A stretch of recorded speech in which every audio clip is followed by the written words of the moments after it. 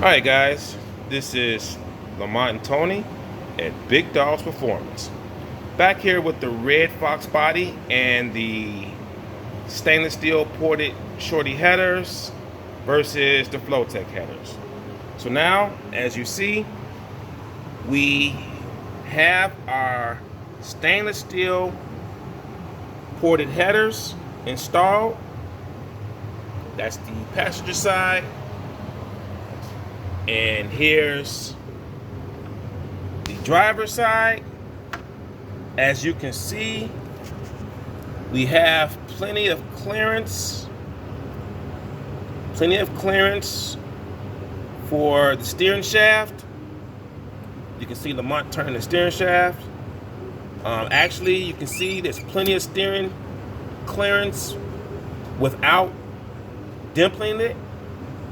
And like I said, this is the driver's side. Everything is on. I don't know what the previous mechanic was talking about as far as the headers are trash and they don't fit and yada yada yada. I just think that he didn't want to put them on for some odd reason. I don't know why, but truth be told, the Flowtechs, the 1 3/4 Flowtech shorty headers were actually way more difficult to get back on. And after we assessed this project, we wanted to go ahead and put, our ported stainless steel mufflers on this combo because that's what the customer originally purchased, and that was the intention for this combo. Like I said, he has our stage 2 ported Cobra GT40 manifold that he purchased from us, our ported 75mm throttle body, our stage 2 small block Ford hydraulic roller camshaft. He has our high flow straight through stainless steel mufflers as well, and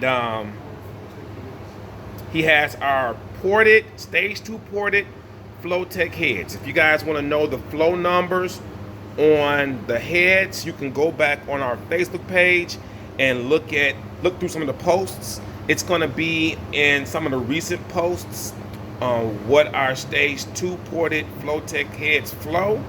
They flow very, very well on the low lift and mid lift, and very well on the high lift.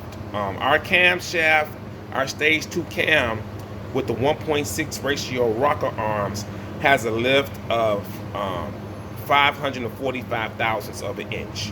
Okay, so it's great mid lift. It matches our cam perfectly as far as the ported intake manifold, the heads, and everything else. And we're going to do a cold startup, so you guys can kind of see how our mufflers, headers, and everything starts up. We didn't get a chance to tune this up yet, so we're going to just start it up because we're testing the headers to make sure we don't have any leaks. This is going to be the first start, and after we determine everything is good with the exhaust system, because we found some other things that need to be fixed. The exhaust system H-pipe setup was the bolts were loose, and there was a couple of transmission pan bolts that weren't tight, and it was leaking transmission fluid on the H-pipe. So we went on ahead and tightened those up, fixed those, got those together. So now we're getting ready to do a cold start. So go ahead, Lamont, let's do a cold start.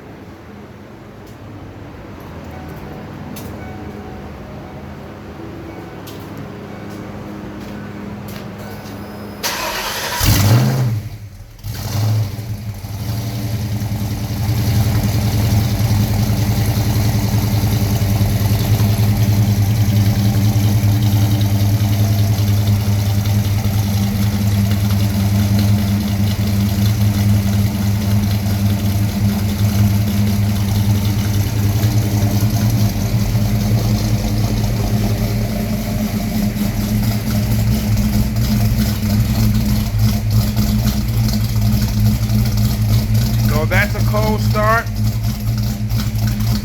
We need to go ahead and set the timing, TPS sensor, the idle air control, and also adjust the fuel pressure regulator and clock the mass airflow sensor to get the desired air-fuel ratio at idle and wide open throttle.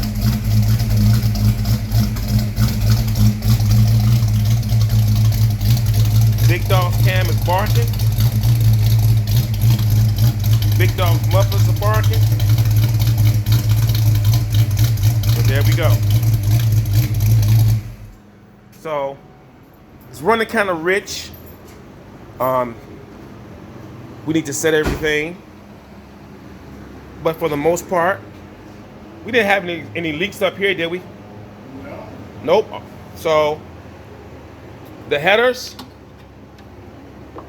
performed as expected. I mean, we don't have any problems with the headers. We've sold many of these ported headers. You guys saw the before and after flow results of our headers versus the Flowtechs.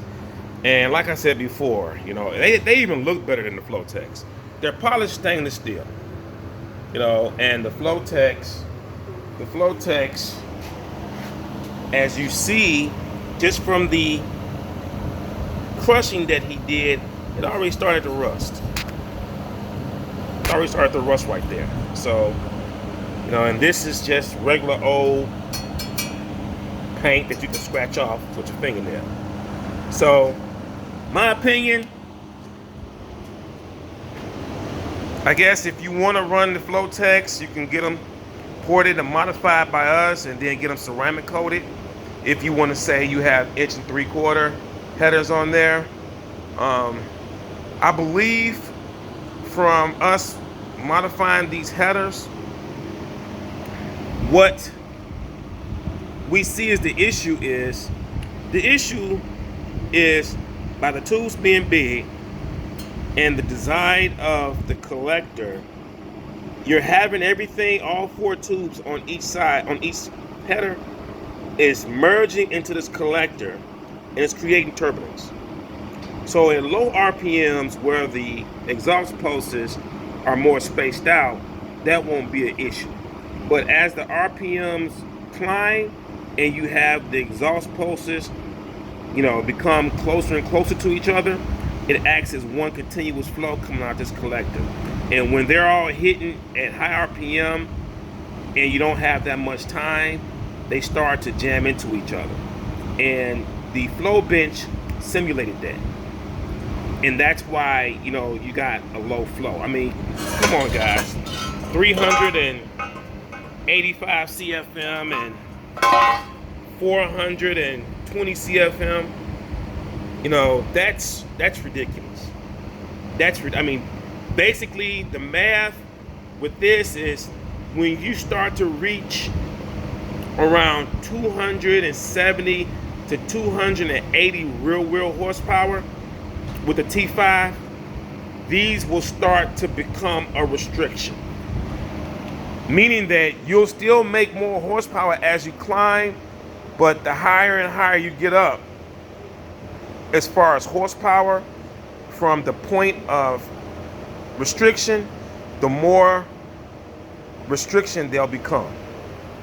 These headers right here, our headers, no restriction.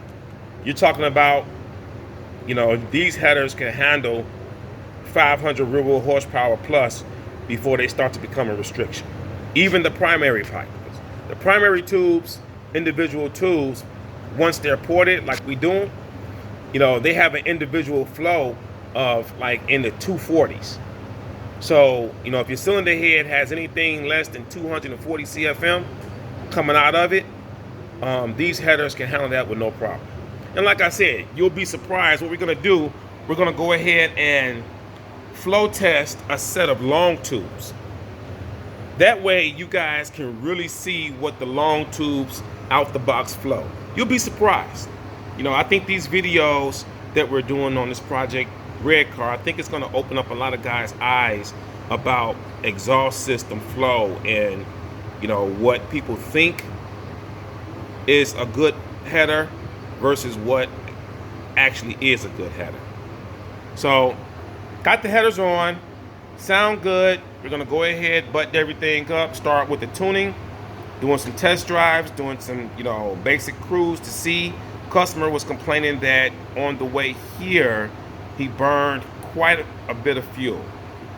And, you know, we don't know what the settings are right now, but apparently they're probably way off. So we're going to get them close.